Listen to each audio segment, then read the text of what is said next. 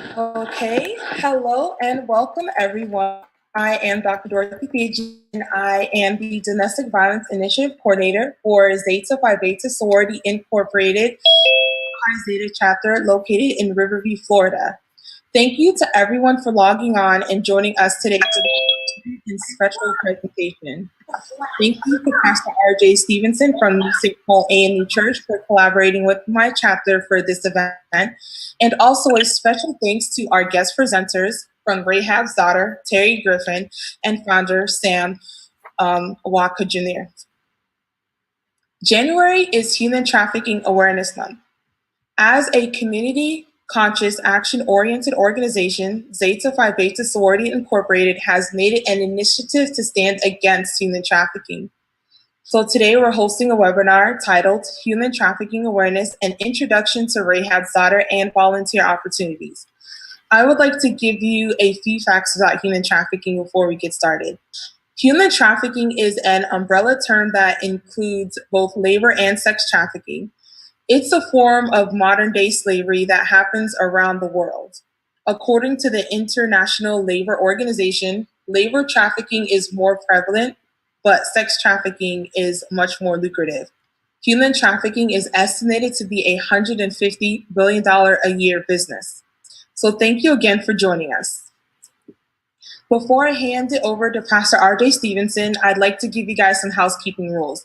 So please keep your mute buttons on. And if you have any questions, please use the chat box to type them in. It will be addressed. Thank you. They're honored. They're talking about that, right? It doesn't know that. It happened. Well, when you hear hour-long things fucking damage and just cutting people off and filing over them, what are your first reactions? You actually heard it out of his mouth, conspiracy after conspiracy. I mean, first thing, I mean, how many people surprised by this? You're not surprised. I mean, I think audio, I basically, then when I was finding the work, there was a radio ad, like from the president, talking about state farm radio. I'm like, that didn't happen. That keep on screaming. Okay. Pastor RJ? Yeah, how you doing? Thank you, Dr. Dorothy, for the great introduction. Listen, I'm so excited about the possibilities of tonight. I think this is a worthwhile and needed conversation where we as a community talk about what human trafficking is doing in our communities. You've seen some of the statistics based on the video that was just shown. This year, Tampa has a wonderful opportunity to host the Super Bowl. And man, what a wonderful opportunity that's going to be for our surrounding area, for our city, for our region, for us as individuals to enjoy the festivities around that event. But there's some underlying things that happen behind the scenes that not many of us may be aware of. This session tonight is going to inform us about the ills and the effects that human trafficking is having across our world, across our nation, and here in our city. We love Tampa Bay. We love the people here. And I think it's in our best interest as both a sorority and as a church to do what we can to be as effective as possible here in our area. I became aware of the organization we're meeting tonight, Rahab's Daughters, quite a while ago. Sam and Terry have been wonderful as it regards to informing me and letting me know of some of the things that we should be taking care of or think we should be concerned with here in our community. And I'm just glad that they were able to join us tonight and let us know more about what we should be doing and considering here in our community in Tampa Bay. Terry is an awesome liaison for us here in Tampa, and Sam and her team, they do some marvelous work across this country to make certain that people of all skin tones, ages, and genders have a way of having freedom. As you can see behind me, I've got hands up that say, help me. You'd be surprised how many people in our world are holding their hands up like this tonight. So without any further ado, I'd like to introduce you all to Terry and Sam I'll be here tonight as your internet host, fielding through all the social media questions. We are streaming live on Facebook, YouTube, a couple of websites, and some other places. So I believe this is going to be a wonderful event. Terry and Sam, thank you all for joining us. You all take it from here. Good evening. Good evening. We're so glad that you have invited us to be a part of your community, and let us say Happy New Year to all before we get started. We know that 2020 was a challenge for all of us, but now we have leaped into 21, and we are looking at the great expectations and manifestation of things that we have prayed about, but things that will go forth. And we are so excited that you have decided that you want to partner with Rahab's Daughters. We are just really elated to know that we have an extended family in Florida that will be hitting the ground with us and being able to really make a difference. We were put on this earth, not for ourselves, but we were put on this earth so that we could take and save someone else, to service someone else. So we applaud you. We would like to send out to your president, your national president, your chapter president, your state president, for all coming together and saying that you all want to make a difference in this world. I would like to introduce you to the awesome team that is in Florida that hit the ground working last year, has done a marvelous job in getting the Tampa chapter up and running. And so Gila is joining us tonight. Gila is the assistant director of the Tampa chapter for Rahab's Daughter. And Gila, if you could just say hello and let the community, we're saying family, we're not saying guest. Let our extended family see who they will be dealing with as a point of contact in Florida. Thanks, Terry. Hi, everyone. It's a pleasure to meet everyone. Happy New Year to you all, and I'm excited about working with you. I work closely with Laurie Wisotsky, our director, and the two of us look forward to an exciting Super Bowl mission with your help. We'd also like to introduce you to Lori, who she's already said is the state director. They have been doing an excellent job of laying foundation in the Tampa Bay, St. Pete, Clearwater area. And now that we have you on board, we'll be able to extend and do more and greater things that have already been done. Lori, we'd like for you to just extend a shout out to our family. Of course. Hi, everyone. My name is Laurie Wisotsky. Thank you so much for partnering with us during the Super Bowl. We're very excited for our mission. We have a lot happening, a lot of areas where all of you join us and be a part of this exciting mission to fight against human trafficking. So thank you again for your generous heart, your interest, and wanting to fight back with us. And I really look forward to meeting all of you in person at some point and working alongside of you during our Super Bowl mission. So thank you again. It's a pleasure. None of this would happen had it not been for vision. And the vision was given to an awesome woman who I've had the pleasure to know, not only as my sister, but as a friend.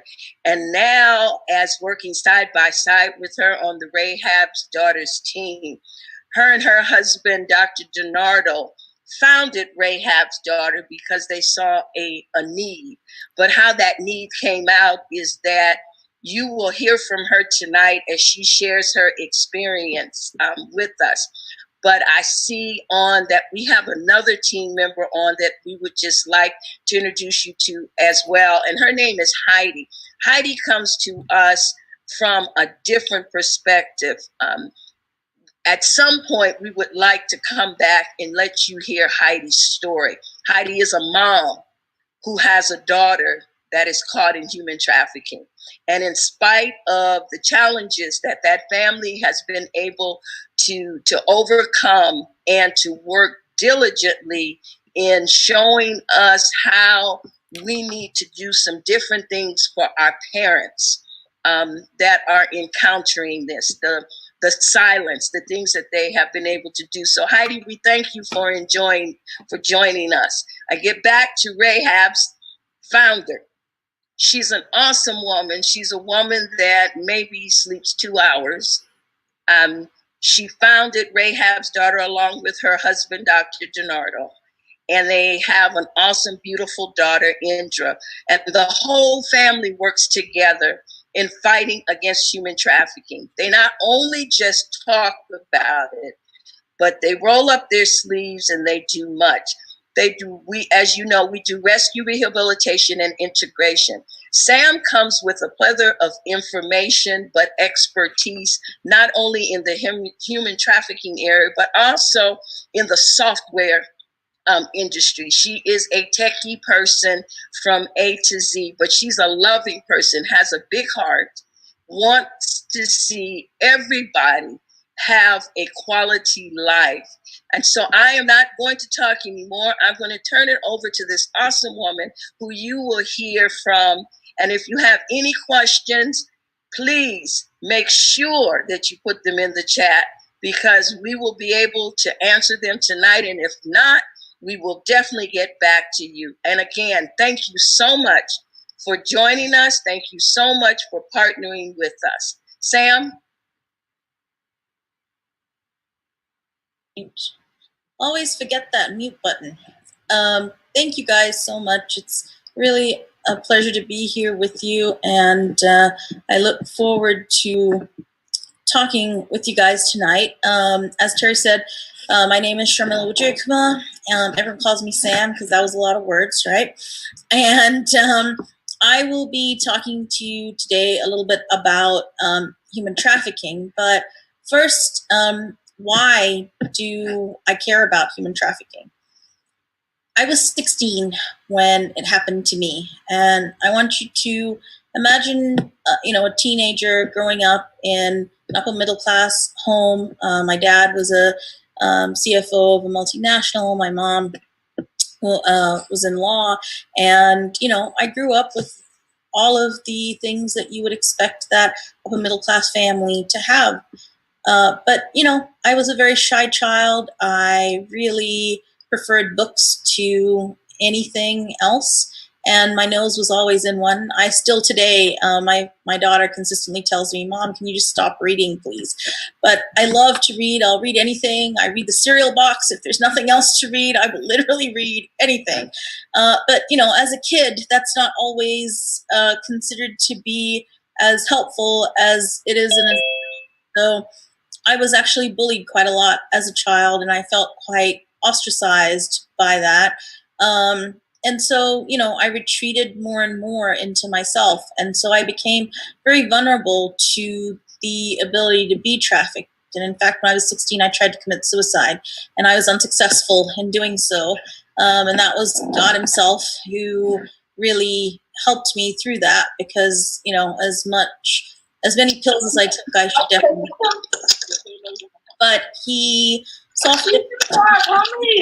And so in doing that, he allowed me to experience some pretty tragic things in my life.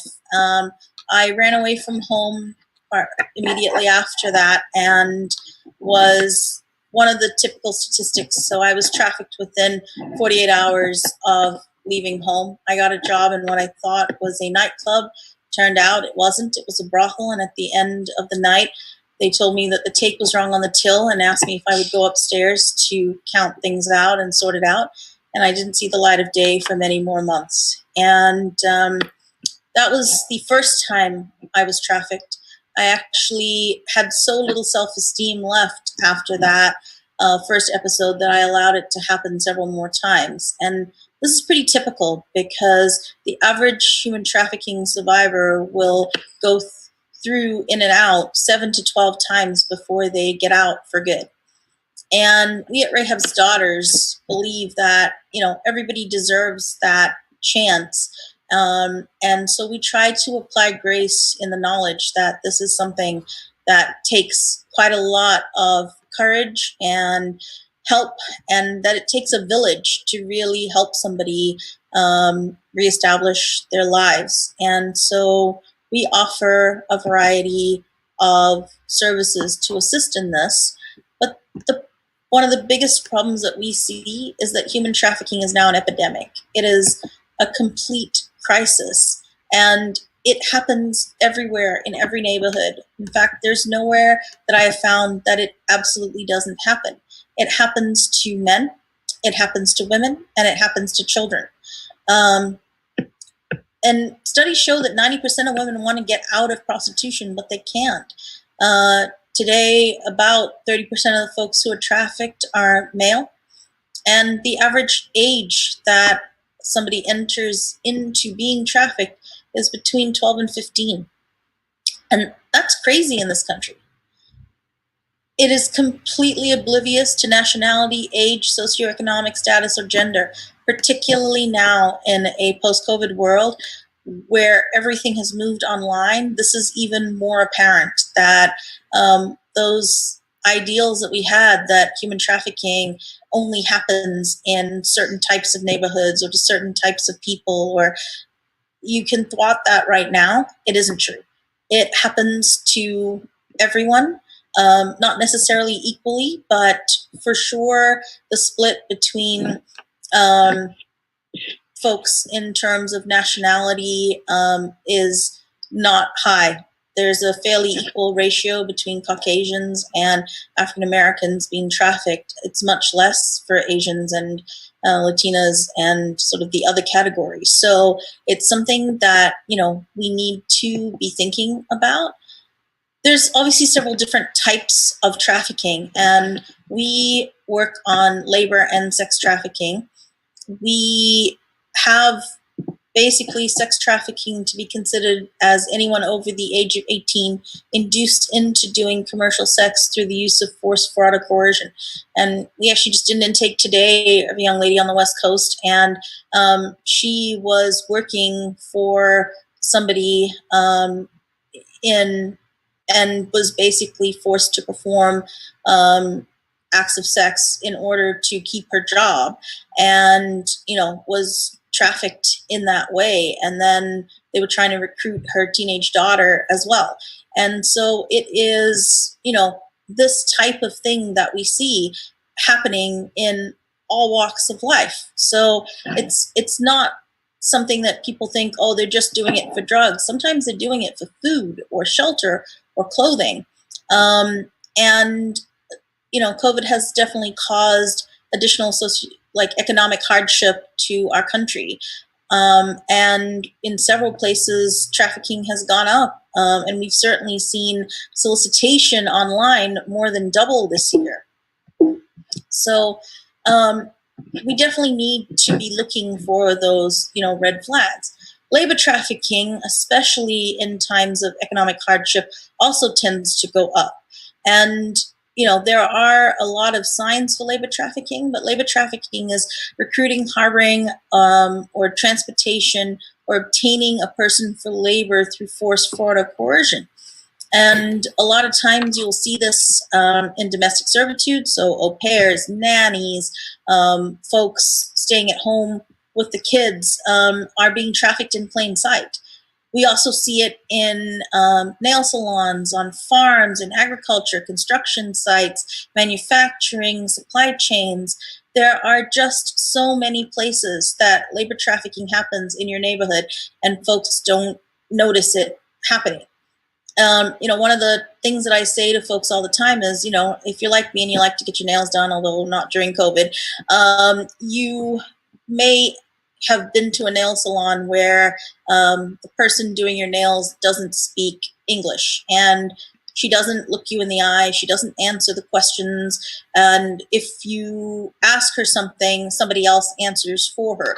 These are the sorts of things that we want you out looking for in your neighborhoods, because those are the things that we want to see reported to the hotline. Now, I'm going to ask each of you right now to please pull out your cell phone, and I want you to put a couple of numbers in it. The first number is the National Human Trafficking Hotline number. If you see something, I need you to say something And I would rather you err on the side of caution and say more, because the more reports we get, the more likely that it will get investigated. So first and foremost, the human trafficking hotline number is 1-888-37-37-888. Again, that is 1-888-37-37-888. And please, please, guys, I really need you to think about that, reporting it. And then, of course, at the bottom of our screen on some of the slides, you'll see our hotline number, which is also 24/7. It's 1-833-4-NEW-DAY. And you can report to either or both of these hotlines anything that you see that seems out of the ordinary, or if you suspect trafficking happening. Because right now, trafficking is a $32 billion industry. And it's the number 2 fastest growing criminal industry in the world. And it is second only to drug trafficking, and not by much. What's a mere billion, right? And with that in mind, you guys in Florida have, seen across the country that we have had quite a lot of trouble with our foster care system, with detainees in immigration prisons, and the children going missing from there. And 88% of children on the missing persons list were in foster care at the time of their disappearance in 2019. About 1 in 7 foster care kids will become victims of human trafficking. Now, when you think about what percentage of people are in human trafficking, if 1 in 7 is a foster care kid, that's a lot of children, guys. And if you think back to the fact that we're talking about very young ages of them starting, this is something we really need to look at and see how we can help. And in fact, this weekend, Terry's running a wonderful program called Brave, which is to help families in foster care to understand what the signs of human trafficking might look like, and to offer empowerment programming to the young ladies so that they can recognize the signs and help each other stay out of trafficking. Because Florida ranks pretty poorly for human trafficking cases. It's number 3. And, Tampa Bay is the number 3 area. And you can see that we have a map right here that shows locations of human trafficking in the Florida area. And it's kind of where you would expect, right? Down here, Fort Lauderdale, Miami area, Orlando, and then right over here are you guys in the Tampa Bay area. And you're pretty red. So these are key spots in Florida. And last year we worked Orlando and Miami for Super Bowl. But we actually on Super Bowl Sunday did a rescue in Tampa Bay. And we came all the way from Miami to Tampa to do that because there wasn't services, and we had reached out, and this young lady called us. She had been lured to Florida from Nebraska to answer an ad to be a model, and upon arrival was trafficked the very first night she was in town. She had been trafficked for 6 nights in a row when we helped her to escape. And in this particular case, we were able to work with the hotel that she was staying in and law enforcement and get the trafficker arrested. And that obviously is a success story that doesn't happen as much as it should. And we need your help, because it was through our volunteers reaching out that this young lady had someone to call when she, had the opportunity and get to safety. And we were able to reunite her with her family in Nebraska and offer some services too. There are quite a lot of locations for human trafficking happening, and you and your community need to help us find them. So as we said, sweatshops, agricultural institutions, farming, pickers, construction, manufacturing, restaurants. I've actually walked into a restaurant and seen people sleeping behind the counter. These are the sorts of things that we want to think about and point out. Hotels, even large chain hotels, have had issues with human trafficking. And whilst they have rectified them, we still want to be on the lookout for that sort of thing. Obviously, domestic workers, we have a number of times that folks have been put into positions as nannies, au pairs, childcare workers that and then they're forced to work for next to nothing and their documents are removed. Carnivals are another place that we see a lot of trafficking. And then in health and beauty services, particularly massage places, and also like nail salons and stuff like that. So, please, guys, if you're doing business with these folks, keep a close eye. And I'm going to actually show you a site that you'll be able to check and see if your massage place or nail place is in fact providing illicit services or not.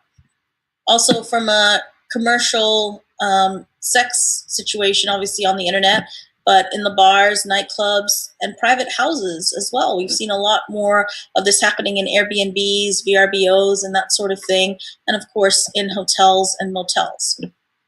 This site is called rubmaps.ch. You can go here, and I'm going to try to take you to the site in a second and see if it works. Can you see my screen, guys? Or are you still seeing the PowerPoint? I can see you. Okay, great. So,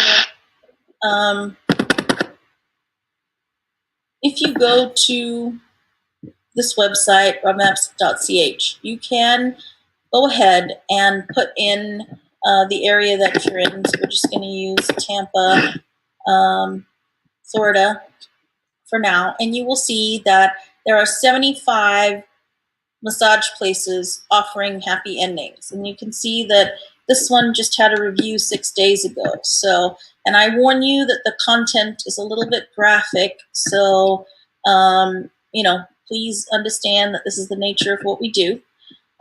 You'll be able to actually see reviews that specifically talk about what services were received here, the costs that were paid, and they're reviewing them like they're vacuum cleaners. And I have a problem with this. I have a real problem with the fact that we're using people in this way, and that there are 75 places in Tampa alone that are using people in this way. So we'll be visiting these places very specifically, and targeting folks who are working in them to let them know that we care about them and that we're here to help them if they would like assistance. And so that outreach will be starting, I think, January 31st. We also will be doing some prevention. So you will see ads that have gone up. We are partnering with It's a Penalty on a prevention campaign that Liam Neeson did a PSA for. We'll be providing rescue services, and Pastor RJ's church will be one of the centers that will be providing 24/7 outreach and also prayer and other services like intakes and stuff. And we have some safe houses, both for assessment and short-term 60-day stays, so that we can find them long-term placement. And then if any of you own businesses or work in businesses that want to be educated, we'll be able to provide education services, because we want to teach the community how to stop the demand. And part of stopping the demand includes making sure that our, folks in our lives aren't buying humans. So, we got to talk to our husbands, our brothers, our sisters, our nieces, our nephews about why we don't buy humans, either from a labor trafficking perspective and exploiting people, or a, sex perspective. And so we definitely want to spread the word on that. And part of that is by having men's rallies on HEMAD, where you can take the pledge to not buy folks. We also have, and Heidi leads our Trafficking End Zone program, where you can take the pledge as well. And then we want to educate folks on the issues. We will be doing rescue and continue to do rescue year-round using online technologies and physical outreach. And then during Super Bowl, our call centers will operate 24/7. They operate 24/7 all year round, but during Super Bowl, we have them manned with teams of people to make sure that the maximum outreach is available and we can provide immediate basic needs to get them to safety, either within one of our houses or somebody else's, or using shelter assistance. And we've had so many women over the years get saved. We especially see them when they're pregnant or have just given birth. And, Pam was one of those young ladies. She wanted out. She didn't know how. And she responded to one of our outreach roses, basically. And in doing so, we were able to get her. So we give out roses on the streets, and people can call that number if they need help. And so she was able to call the number and get help. Kim was referred to us by another agency. She was pregnant at the time and wasn't able to leave because her trafficker was the father of her child, and she didn't know how to leave the situation. And so we were able to do that and help her to sever parental rights. And we want to help them with programs that provide for real life transformation. But we're not equipped to rehabilitate everyone. In fact, we rehabilitate probably 5 to 10 people a year, all the way through from sort of cradle to grave. But we do provide rescue exit services to hundreds of folks, and we're able to give them services that will allow them to actually find the kind of program that they need. So some folks need drug rehabilitation, some folks need like a 24/7 behavioral health situation. And so depending on what their needs are, we try to provide links to those things. And this is some of what you guys will be assisting with during Super Bowl if you volunteer. We do provide mental health assistance. We have LCSWs and psychologists who do assessments and help us understand what the needs are so we can better serve folks. We can provide links to college and vocational training opportunities and help them to reintegrate, because the idea is to give them the life skills that they need to get to independence. So we use the Arizona Self-Sufficiency Matrix to help understand where they are on the scale, and then help to create programming that's individualized to them to help them get to independence. And this young lady has been in and out of our program so many times. She was a teenager when she first came to us, and she had been trafficked. She was 13 when she was abused by her mother's boyfriend. And when she told her mom said, stop messing with my man, get out, and threw her out on the street. A few weeks later, she was sort of living outside the Burger King on the street, and a guy, now she's 13, a 40-year-old guy starts spying her Burger King every day. And very quickly after that, he invites her to come live with him. She accepts. Everything's okay for a little while. And then one day she comes home and everything is locked up, and she can't even get food out of the refrigerator because he's, padlocked it. And he says he's run out of money and she's going to have to pay him back. And she says, well, I don't have a job. I don't know how to do that. And he says, well, my friend's going to come over. If you do what he says, then he will give you money. And just like that, she gets turned out. And it has been a long and hard journey for her, but she's about to take her GED at the end of this month, and we're really looking forward to seeing further growth. But she's definitely one of the statistics that has come and gone several times over the years. But at least, each time she's been able to further her education a little bit and improve her life skills. And that's what we're looking to help them do. We understand it's a process, and we want to be there to walk alongside them through it. The other thing we want to do is educate folks on what it is that you want to look for when you're out there doing trafficking watch. So if you guys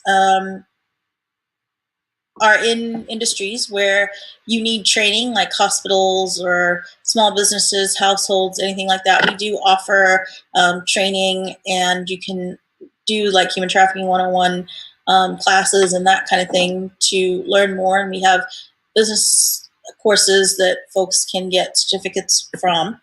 But today I would really just like you to learn the top 8 signs. So I'm going to let you watch this video. Hi, I'm Liam Neeson. Human trafficking is the fastest growing illegal global business, generating $150 billion each year. It is the second largest criminal industry in the world. Almost 25 million people are trafficked each year, and 1 in 4 victims are under the age of 18. Most of us would imagine that human trafficking involves someone being kidnapped, moved across borders, and exploited by strangers. This can be the case, but most people are trafficked within their own countries and cities, and coerced into exploitation, often by people they know. During high-profile events and major sporting events, with the influx of hundreds and thousands of people into the hosting cities, exploitation can increase. People are trafficked for forced labor and sexual exploitation, regardless of age, background, or location. Traffickers may threaten their victims with violence or blackmail, take advantage of their vulnerability, or promise an opportunity for a better life in order to control them. Here are some of the signs to look out for.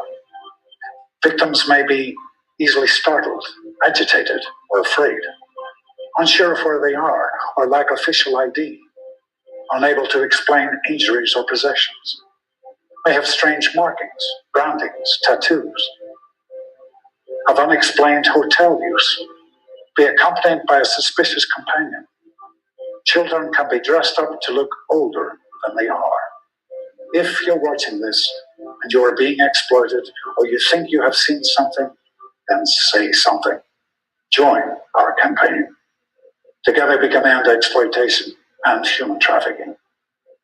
Thank you.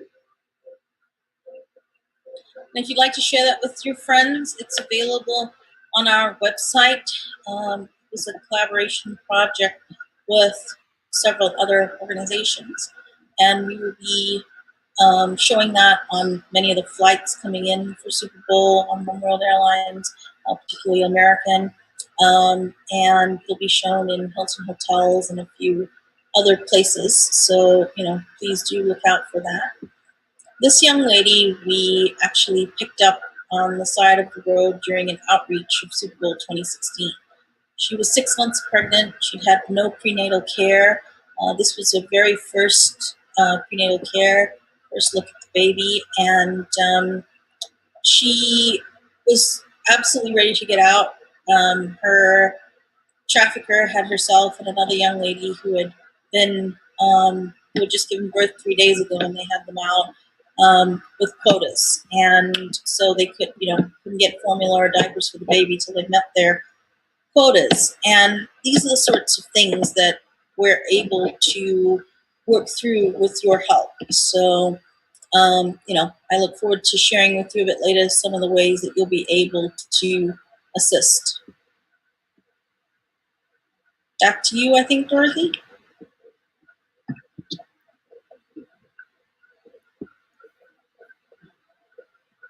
Does anyone have any questions? Well,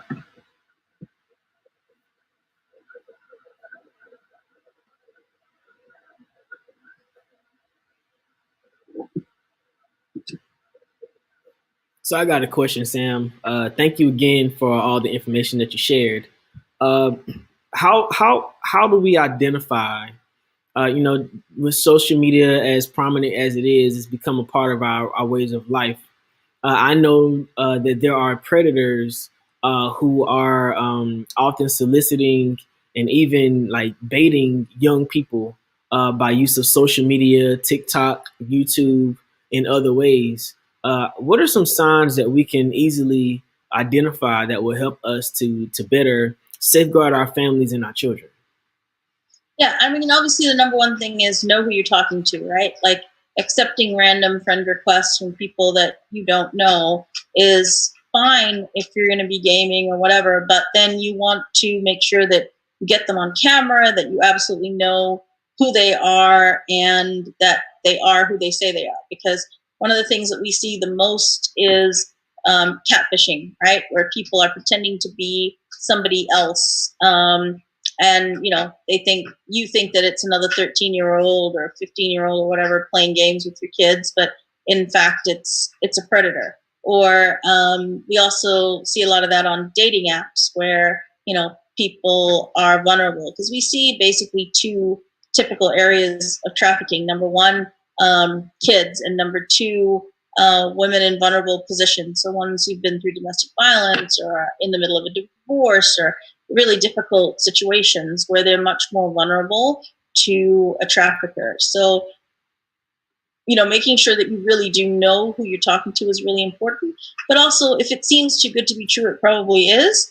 So, just keeping your wits about you and thinking through things. And if, your friends are really good radars for you, especially in times of stress. And so if your friends are like, I don't think that makes sense, or, then it's probably worth investigating more. Other things to look for are lack of good social media profiles. If you Google someone and you're not able to find good amounts of information about them, then, these are all red flags that you should be thinking about, because in this day and age, is there really anyone you can Google who's a real person that you can't find absolutely anything about, right? So, these are the sorts of things that we would recommend that you do to, make sure that who you're talking to is a real person.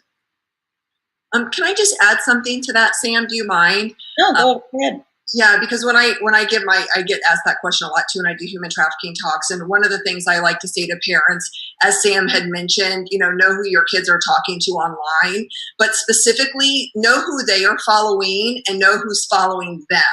Read comments on their posts. So just because the account, your child's account is private, does not make them 100% safe. And so I was dealing with two families this summer, actually, and it was and they were separate families, and they each had 13-year-old daughters. And the opening line from the parents was the exact same. My daughter is sending naked videos and pictures of herself to men she met online.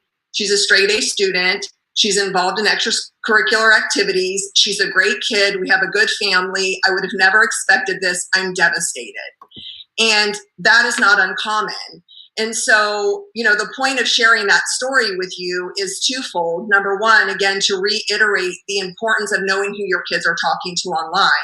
So, take your kid's phone and scroll through it. See what's going on in their DMs, their direct messages. See who they're texting.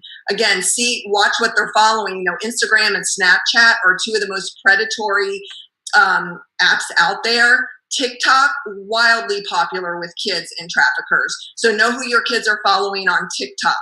And then the other reason I like to share those two stories is because, as Sam mentioned in her talk, many folks think that this crime is happening to, runaways, foster kids, and drug addicts. And while we know that is the most vulnerable group of individuals who get trafficked, it can happen to anybody. All it takes is for your child to be vulnerable. So what does that mean? Maybe they're being bullied at school, like Sam's experience. Maybe there's a divorce in the family. Maybe there was the death of a loved one. Maybe they were raped and you did not know about it. So your child doesn't necessarily have to be making bad choices with friends to have this crime happen to them. They just need to be vulnerable. So again, to Sam's point, really knowing who your kids are talking to online is probably one of the best things that you can do for them. Yeah. Dr. Dorothy, would you mind? We didn't talk about this, but if Heidi would not, if she's okay with it, I really would like you all to hear a little bit of her story, if that's okay with Sam and Dr. Dorothy. Yeah, that should be fine. That's okay with me.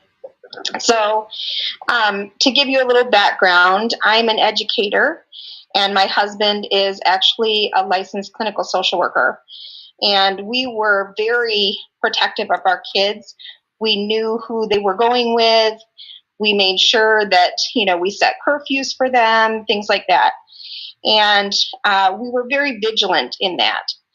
And we had an experience where we had some church members that came to join our church.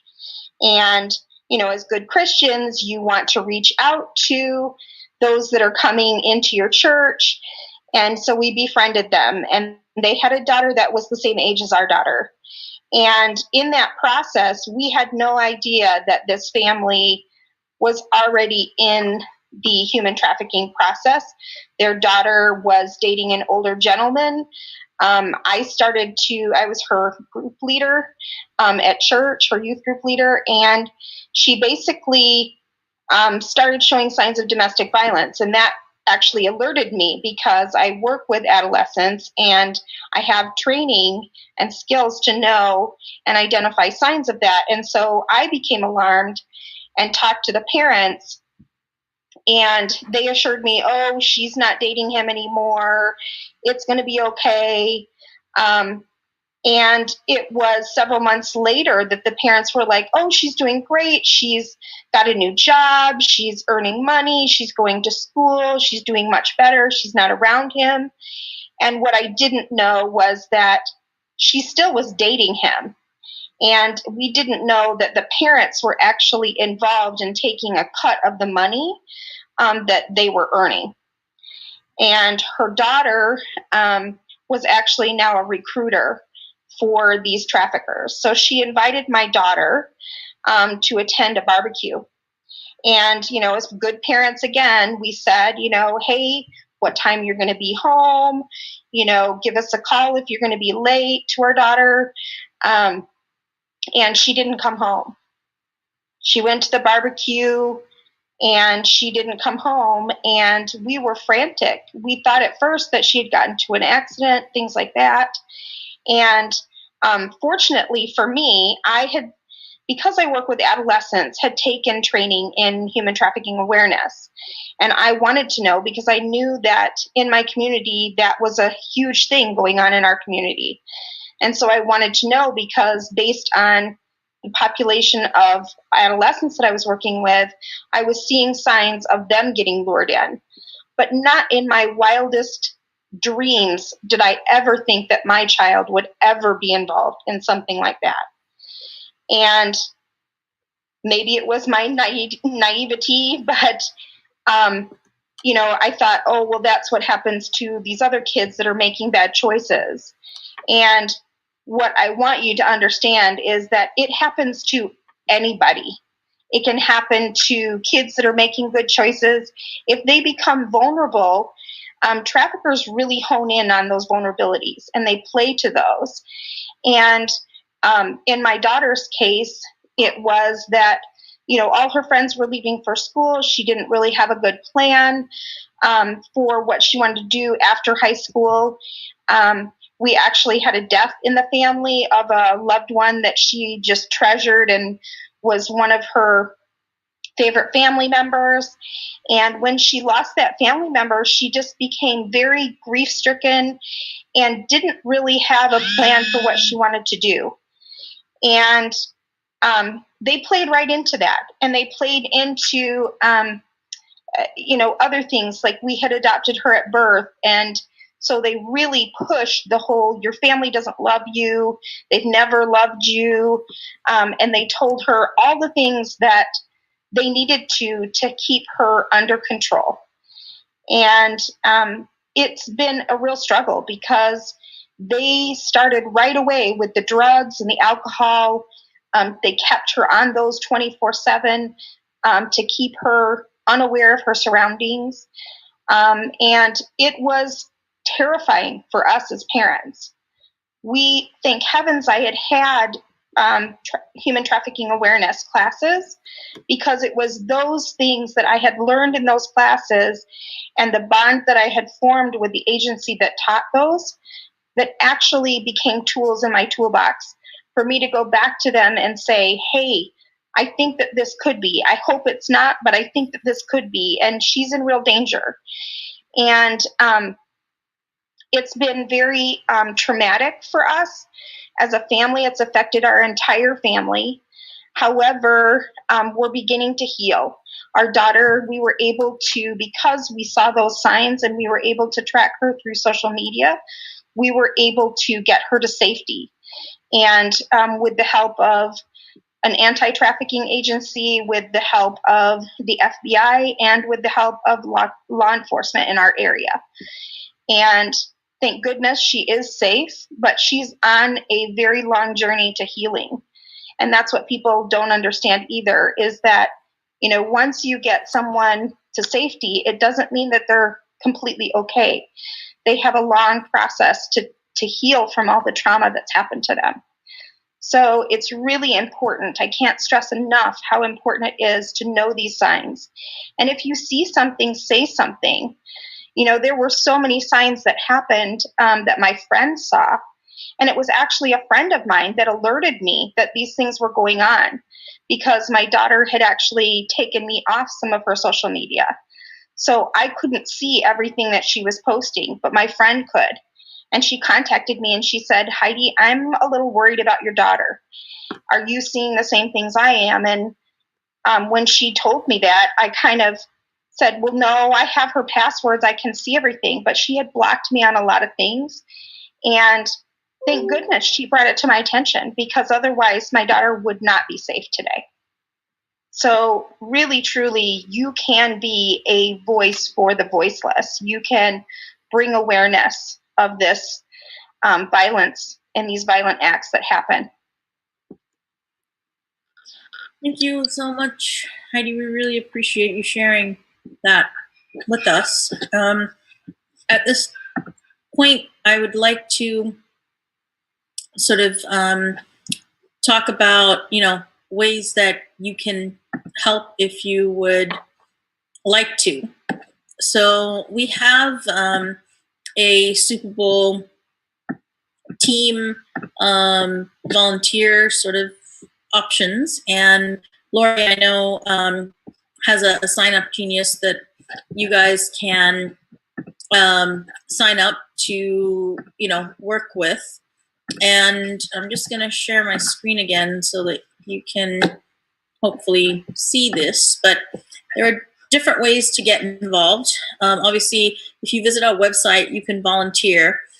You can fill out the volunteer form, and then go to volunteer orientation, and then we can send you Sign Up Genius options for how to get involved. And there is some different training, so you can get all of that from Lori once you fill out our volunteer form. If you want to learn more about how to prevent human trafficking or know the signs, you can visit our website, and our blog has tons of different things on it, like how to recognize it when you're traveling, what it might look like in the workplace, and that kind of thing. You can also sign up for our newsletter. We try to, you know, send that out monthly so people can learn a little bit. Right now, if you follow us on social media, there's a 31-day campaign about knowing the facts of human trafficking. It's called Did You Know? And you'll find that on our social media platforms, Facebook or LinkedIn, Instagram. And then, you know, if you would like to donate, then, you know, you're able to do that on our website, or you can text or mail checks. But Lori, if you would like to maybe talk a little bit about some of the volunteer opportunities that are available with this year's Super Bowl. Sure. So there are actually a plethora of ways that you all can get involved, and it's quite a bit of information. It's pretty overwhelming, so I am going to keep it short and sweet, and then please feel free to ask questions about specific things if you would like. But to start, we do outreach. And outreach is to several things. There's airports, bus stations, train stations, college campuses, brothels, strip clubs, and street outreach. And so in a nutshell, basically what that means is you divide up into a team of 5 people and you visit these establishments or the airports and you give out gifts, and the gift could be a rose or it could be a makeup bag or another little bag with some goodies in it, to folks that you suspect are being trafficked. So when you're in the airport, we give you training to all of this. You look for those individuals that coming off the airplane you think may be trafficked, and you want to, give them a rose. Now, of course, we don't want to profile, so we kind of give roses to everybody who's kind of getting off the plane. If you're going to the brothels or the strip clubs, we've used technology that tells us where we think there's potential human trafficking happening. So when we go into these establishments, there's a whole talk that we do, we're from Rahab's faith-based organization, how many girls do you have in here? And we'll give gifts, and in the gifts, our information is in there. So if those girls are being trafficked and want to get out, they have a way to reach out to us. So that's a very shortened version of what outreach looks like to the establishments, airports, and streets, and all of that. We also have opportunities for survivor mentorship. This will require some training, but it's direct interaction with the survivors that we rescue during Super Bowl and we put into our safe house. It does require a few, about 4 hours. The Sign Up Genius is in shifts, so it's 4-hour shifts. To be at the safe house with the survivor, and you can just sit with her and read, play a game, go for a walk in the yard. It's just kind of spending time with her, chatting, that kind of thing. Again, there will be training for that. There is survivor transport to like housing and hotels. So once we do a rescue intake, we're going to need volunteers to help us transport survivors from where the rescue intake is to the hotel or the assessment house or midterm house. We need help with the backup rescue team. Again, these are folks who are helping us do the rescues. There will be training for that. We need somebody, if you're not somebody who wants to interact directly with the survivor, maybe you don't feel comfortable doing that, you can be part of the hospitality team, which helps to gather food, whether you make it yourself or you buy it from a store, and you provide it to volunteers at the call center, volunteers who are on the mission team, or survivors that we've rescued that are in the safe house. You can also do a donation drive with your organization. Again, if you want to be involved, but you don't want that direct survivor interaction, you can do a donation drive of gift cards. And again, these gift cards will go to either the mission team for food, or the gift cards will go to the survivors in the safe house. And again, the gift cards are more for food, not so much for other things. Yeah. And then we have our call center. So that's one of our that's considered outreach for us as well. That's one of our big needs, actually.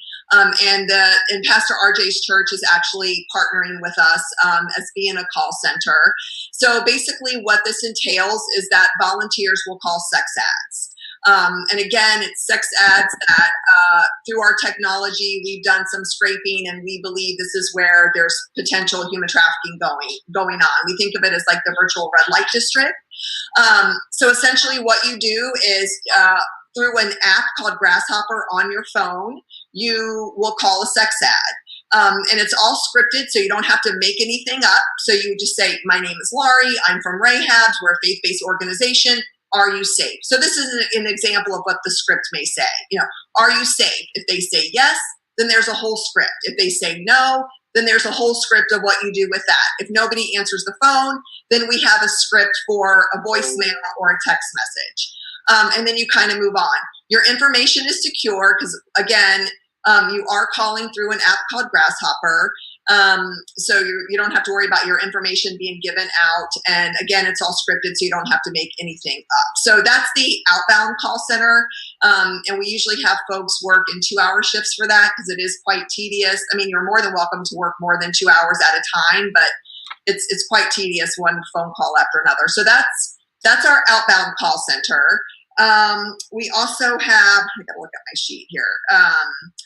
We need call center leaders. So the call center leader essentially, again, this is broken up into shifts, and the call center leaders will work in like 4-hour shifts. And they basically kind of like troubleshoot issues at the call center. So whether there's Wi-Fi issues, technical issues, if there's a rescue, like say there's a survivor who does need your help and you need to be connected with the rescue team, then the call center leader is going to help, sort of bridge that gap between you and the rescue team and help you organize a rescue. What else? Just, and of course you can be working the call center at the same time if you would like as well. So that's the call center leader. We need someone to run errands for us. So again, this is if you're not wanting to really do that direct survivor interaction, maybe you don't feel comfortable with that. Running errands for us is extremely helpful. Sometimes we need supplies for survivors. So we'll need somebody to run up to the Target or the grocery store. Maybe we need food. Maybe the volunteers need something. We might need food or other supplies. So technical supplies, for example. So having somebody run those errands for us is really important too. Saves us a lot of time. Otherwise, Sam ends up at the Walmart in the middle of the night with Debbie, literally at 2 o'clock in the morning trying to get what we need. And that is not good because then she doesn't get any rest. So the person running the errands is really important. And I think I've covered it all. I do have all of this information in a sign-up genius that's actually divided into the different volunteer opportunities with the days and shifts that we need your help. So I will be sending all of that information to Dr. Dorothy and Pastor RJ, and then they can get that information out to you all if you're interested in signing up and helping us out. Or you can contact me. I can put my email in the chat box, and if you guys just want to jot it down and email me, and I am more than happy to send you guys the information, the Sign Up Genius, and all the training information. So some of these volunteer opportunities, so like outreach, rescue intake, survivor mentors, and call center all require training. And so in the email with the Sign Up Genius will be all the information about the training, when, where, how long, and all that good stuff. So even if you're not sure about exactly what you want to do, we encourage you to go to the website, or they posted the link for the Sign Up Genius, which is our general overview. That is the one that will give you the actual description of each of the areas that we are in need of assistance. And then you can go into more detail of contacting Lori or contacting, I'm sure they put the info at rahabsdaughters.org up to get the necessary information that you need. But we need as much help as possible. And I'm saying that because this is not a normal Super Bowl. We don't really know what we will be encountering as we come in. One thing you can be assured of is that Rahab's Daughter has put their own COVID social distancing and safe procedures in place so that everybody is can be as safe as possible. We are very concerned about making sure that you are in a safe environment at the same time. But it's crucial that we really need you to sign up so that we can get you into the proper training. We're not going to send anybody out that has not had the proper training, because we do not want you, one, to become overwhelmed and go in blindsided. And if you are interested in how to, as a parent, avoid more human trafficking in your community, I've posted the Eventbrite link. Next Monday, we're hosting a technology and trafficking class where you can learn how to protect your families online, and also what trafficking looks like online. So you can register for that. It's free. You can also register for volunteer orientation at that link. And so, feel free to do that. And, I would say if you take nothing more away from this, aside from please talk about this with your friends and family, because keeping it in the dark does not help us educate the public. I know it's a difficult topic. I know it's an uncomfortable topic, but the more that we bring it into the light, the easier it will be to eradicate it. So please, if you take nothing else away from this, just talk to your family about it. Go home, have a discussion, or if you're already at home, have a discussion about some of the stuff that you heard today, because just that conversation can help save your kids, your sisters, your nephews, your nieces. Sam, I noticed that as usual, I'm the only man on the call. But I am one and proud to be one of the members of the Zeta Male Network. And I'm glad that we can offer opportunities for men to get involved in this situation as well. What in particular can men do to be of assistance during the volunteer moments in those silent situations? Yeah, I mean, we highly recommend that you guys, take the pledge, first of all, and share it with your friends and family. And I'm going to put a link up here to our Dads Against Trafficking page on our website, where you can go and watch the video and take the pledge and share that out with other men. We also need men on the outreach teams. We need men to help provide safety and security, and we need men out and about helping during Super Bowl week, because there's nothing like a guy telling another guy that this is not okay, right? And I remember one year we were in the parking lot of a strip club, and a guy pulls up, and our team had gone in, but myself and Pastor Anders, we were in the parking lot because we were on security detail, and he seemed out of place. And so Pastor Anders walked up to him, and turns out he was a youth pastor who had given up pastoring because he was struggling with pornography, and this had led him to, this would be his first time going into a strip club. And we were able to pray with him, and actually then Pastor Anders mentored him and is still, today mentoring him, but he went back to youth pastoring. He's overcome this. And so it's not always that who we help is a survivor. Sometimes we're helping folks break a bad habit, or just be available for that kind of thing, because stopping the demand is a critical piece of this. And for everybody that we help to see that demand isn't necessary, it's better. And we need good men to be out there doing that. You mentioned that Tampa is a hot spot for human trafficking, but is there a specific spot in Tampa that is probably more a well-known area than others? I mean, there are definitely spots, if you're talking about like red light districts, definitely. But as I showed you, you have 75 brothels in Tampa. You have another like 28 in Clearwater, and X number in St. Pete's. And I mean, all in all, in the Tampa Bay area, we have discovered over 200, places that are offering illicit activity. And so, it's happening a little bit of everywhere in your neighborhood. Just think about that. There's 200 businesses offering, sex acts for money, basically, right? And that's not even counting the street locations or residential brothels or other stuff like that. So, I think you're probably going to find that it's well dotted across your city. Thank you.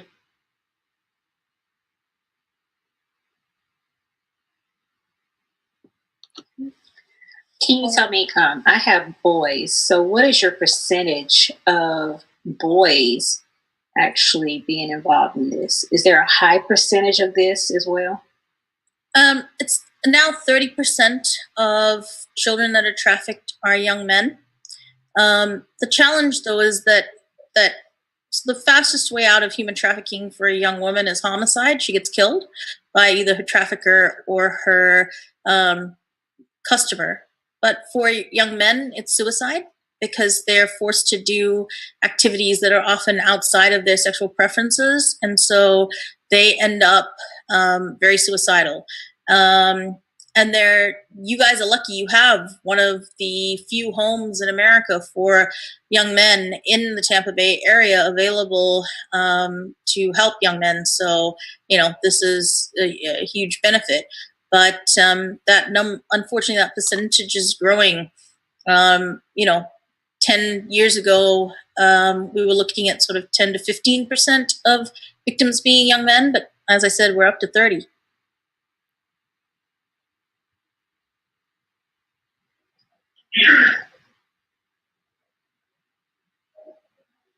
I want to say thank you for this information because it's been very informative. Like you hear of human trafficking within our area, but to hear the stories of how it happens and to know that it's so close to home and that you could be in the midst of someone who is being trafficked was really eye-opening for me. So I want to thank the panel for educating us this evening and really giving us some information that we did not know before about, and then just helping us to be more vigilant civilians when we're out and about the area. So thank you. Thank you guys very much. We appreciate the opportunity to educate you, and we look forward to hopefully serving alongside you soon.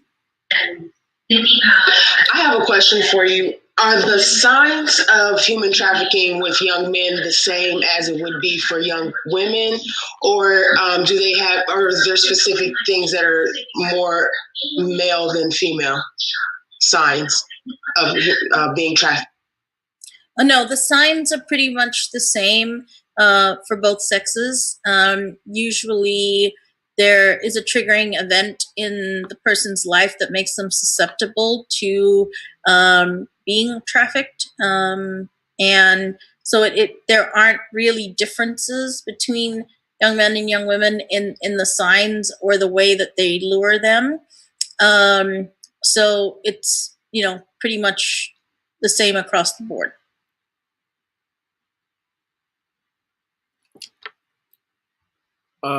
Sam, I'm also getting our church and our Women's Missionary Society in our area involved in this. About how many people do you think we need as volunteers? How many people do you think we need to be effective during the Super Bowl? I mean, think about the fact that we have at least 200, physical places to visit that we absolutely know are providing illicit activity.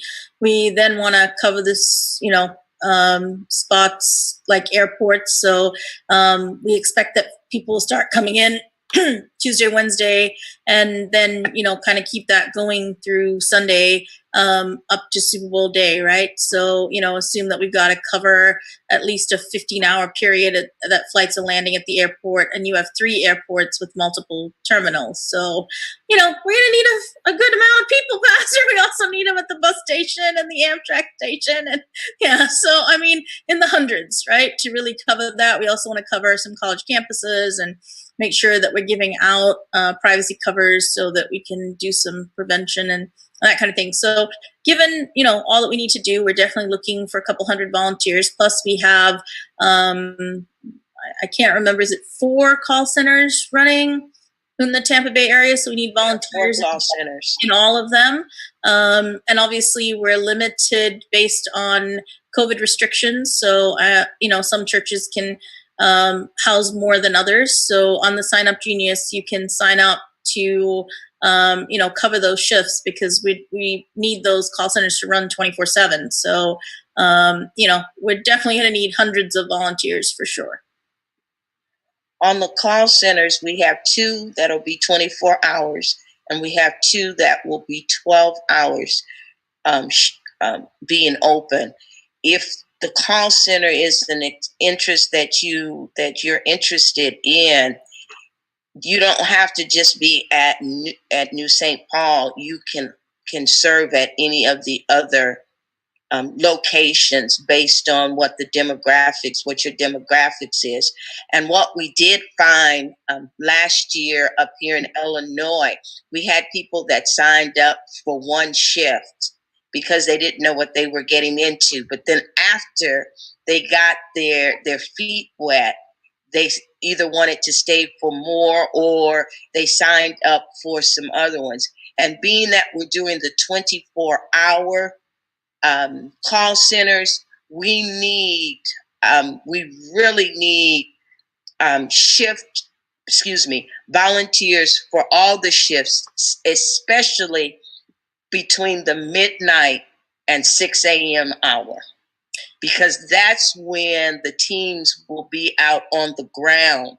So we won't be as accessible to lend some assistance to the call center. So that 12 midnight to 6 a.m. hour is really crucial. And I know that sometimes with the jobs and things, how your lifestyle is, but we need them from 24 hours. But if we had to say our focus is really that midnight to 6 a.m.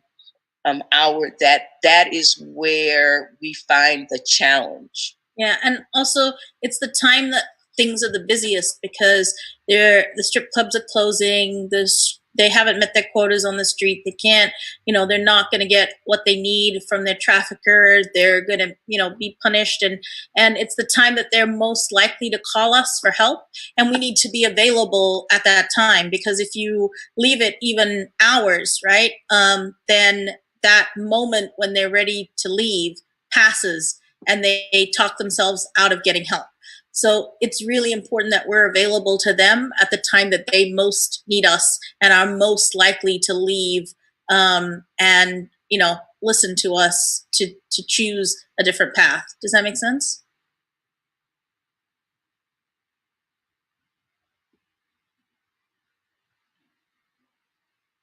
Cool. All right. Any other questions?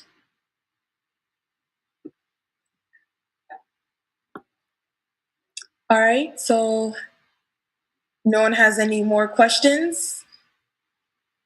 No, so I just want to thank Rahad's daughter, and just thank everyone for joining today. Thank you for all the information, and I hope everyone here is inspired to want to participate and volunteer with this event, especially since this is a local Super Bowl that's going to be right here in our hometown. And the link and all the information is in the chat box. And there's one last thing I wanted to give you guys some information on is the Brave Youth Summit that Terry is putting together. I will show you the flyer for that so you guys can see it. Let's see, share the flyer. And you guys can this is the flyer for the summit, and I'm going to go ahead and in the description box put the link to register. So this is going to be a youth summit for girls ages 10 to 17. That's going to give them a lot of information about human trafficking, and these are just the ways that we can teach, these young women how to prevent human trafficking. It's going to be a fun virtual. We have a plethora of things that they will be doing. The main focus is, yes, we will touch on human trafficking, but the main focus is empowering them to let them know that there's a hero in them and that they are valuable and that they can make a difference. And by doing that, strengthening their self-esteem, then that will help if they encounter someone trying to come up and take them and cause them to have to walk into human trafficking. So we encourage that you would allow your daughters, your nieces to participate. It's free of charge. And we even encourage you as parents to sit in on it so that you can see what your daughters are being shared with.